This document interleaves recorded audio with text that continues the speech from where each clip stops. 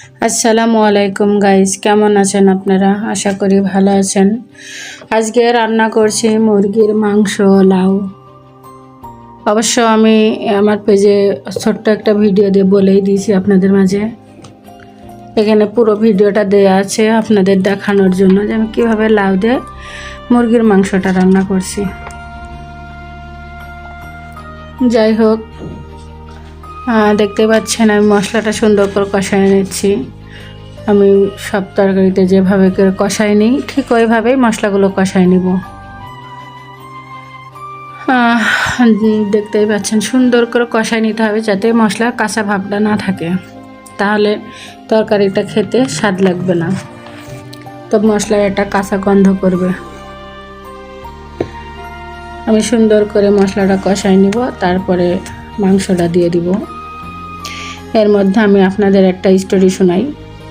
আসলে স্টোরি বলতে, পড়তে, লিখতে আমার খুব ভালো লাগে, আপনারা কেউ পার্সোনালি নেবেন না। যাই হোক, তোমার প্রতি দুর্বল ছিলাম বলে যেমন ইচ্ছে কষ্ট দিলা, না হলে কারোর সাধ্য ছিল না কখনো আমাকে এভাবে আঘাত করার। কেমন লাগলো অবশ্যই কমেন্টে জানাই যান। অনেকেই আছে, অনেক মেয়েরাই আছে স্বামীর প্রতি দুর্বল থাকলে স্বামীরা আঘাত দিয়ে কথা বললেও প্রতিবাদ করতে পারে না, কারণ সেই মেয়েটা তার স্বামীকে অনেক বেশি ভালোবাসে। তাই আমি তাদের উদ্দেশ্যেই বলবো যে স্বামীকে ভালোবাসেন, কিন্তু আঘাত দিলে প্রতিবাদ করতে শিখেন, কারণ মেয়েরা এখন আর থেমে নেই। যাই হোক, কেমন লাগলো অবশ্যই বলবেন। আমি মাংসটা দেওয়ার পরে লাউটা দিয়ে দিয়েছি। লাউটা দেওয়ার পর আমি এবারে ঢাকা দিয়ে দিব, কারণ এতে পরে নাড়াচাড়া করব। ঢাকা দিয়ে রেখে সুন্দর করে ফুটানো পর্যন্ত অপেক্ষা করব আর কি। ঢাকা দিয়ে দিলাম, সুন্দর করে কষায় নিব। লাউ দিয়ে মুরগিটা কষায় নিয়ে তারপরে ঝোলের পানিটা দিব আর কি। এর মাঝখানে আমি আপনাদের আর একটা স্টোরি বলে শোনাই। এক ফোঁটা বিষ অনেক জল নষ্ট করে দেয়। ছোট্ট একটা পাথর অনেক অনেক বড় একটা কাজকে ভাঙতে পারে, তেমনি ছোট্ট একটা মিথ্যা কথা পুরো জীবনকে নষ্ট করে দিতে পারে। আসলে কথাটা সত্য। এক ফোঁটা বীজ যেমন অনেকটা পানি নষ্ট করতে পারে, ঠিক তেমনি একটা পাথর বড় একটা কাজকে ভাঙার ক্ষমতা রাখে। ছোট্ট একটা মিথ্যা কথায় একটা মানুষের জীবন উলটপালট হয়ে যেতে পারে। কথাগুলো জীবনের সাথে মিলাই দেখবেন, একদম রাইট। আমি চাই কেউ কারোর কথায় মাথা না দিয়ে বিষয়টা যাচাই বাছাই করে দেখাটাই আমার কাছে ভালো মনে হয়। জানি না আপনাদের কাছে কেমন লাগবে। আমার মনে হয় একটু ভেবে চিন্তে কাজ করাই ভালো হবে, তাতে সবার জন্যই ভালো হবে। যাই হোক, ঢাকনাটা তুলে আমি আবারও নাড়াচাড়া করে দিলাম।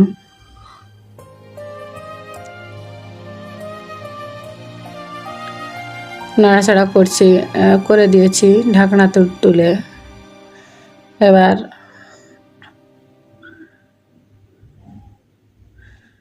একটু নাড়াচাড়া করতে কষ্ট হচ্ছে আর কি, অনেকটা তরকারি হয়ে গেছে। যাই হোক, কষানোর সাথে সাথে তরকারি কমে যাবে। লাউটা জালি লাউ, ওই জন্য মানে একটু বেশিই দিয়েছি। আবার ঢাকা দিয়ে দিলাম। এর মাঝে আপনাদের আরেকটা স্টোরি শোনাই।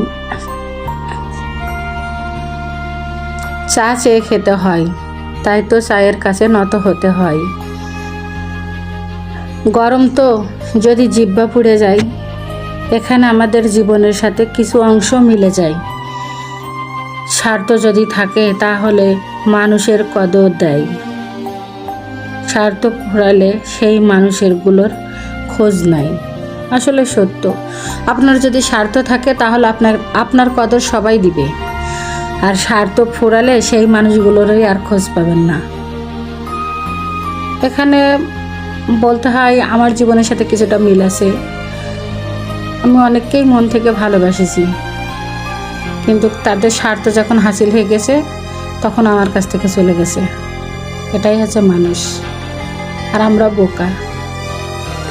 যাই হোক, রান্নাটা প্রায় কষানো হয়ে গেছে। আমি হালকা ঝোলের পানিটা দিয়ে দিব, অল্প করে দিব, যেহেতু আমার মাংসটা লাউটা প্রায় সিদ্ধই হয়ে গেছে। অল্প একটু পানি দিব, দিয়ে আমি মাখা মাখা ঝোল রাখবো। তরকারিতে ঝোলটা আমার বাসায় বেশি খায় না কেউ।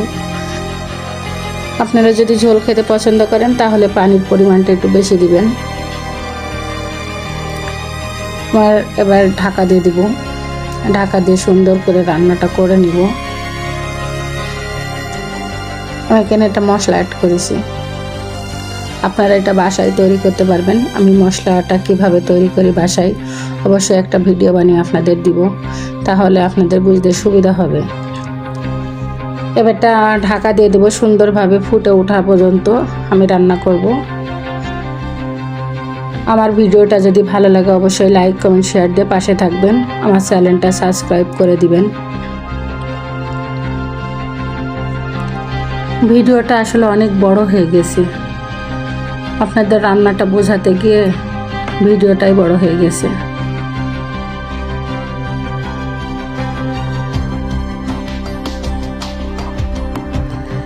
যাই হোক, মাঝে মনে হচ্ছে আরেকটা স্টোরি আপনাদের শোনাতে পারবো, তাহলে আরেকটা স্টোরি শোনাই। ভুল তো সবারই হয়, কিন্তু মজার বিষয় হলো নিজের ভুলের ক্ষেত্রে সবাই আইনজীবী আর অন্যের ভুলের ক্ষেত্রে সবাই বিচারক। এটাই বাস্তব, আসলেই সত্যি। নিজেরা যখন ভুল করে তখন নিজেরাই বিচারক হয়, আর অন্যের ভুল ধরার জন্য তখন আইনজীবী হয়ে বসে। নিজের ভুলগুলো ভুল নয়, অন্যের ভুলগুলোই সব ভুল। এই কাজগুলো বেশিরভাগ হয় শ্বশুর বাড়িতে যেসব মেয়েরা লাঞ্ছিত হয় সেসব মেয়ের ক্ষেত্রে। তারা যদি ছোট্ট একটা ভুল করে সবাই আইনজীবী হয়ে বসে, আর অপর পারে যারা আছে আইনজীবী হয়ে বসে তারা যদি নিজেরা ভুল করে তখন তারা নিজেরাই বিচারক হয়ে যায়। যে তখন সে বলে যে আমি কোনো ভুলই করিনি।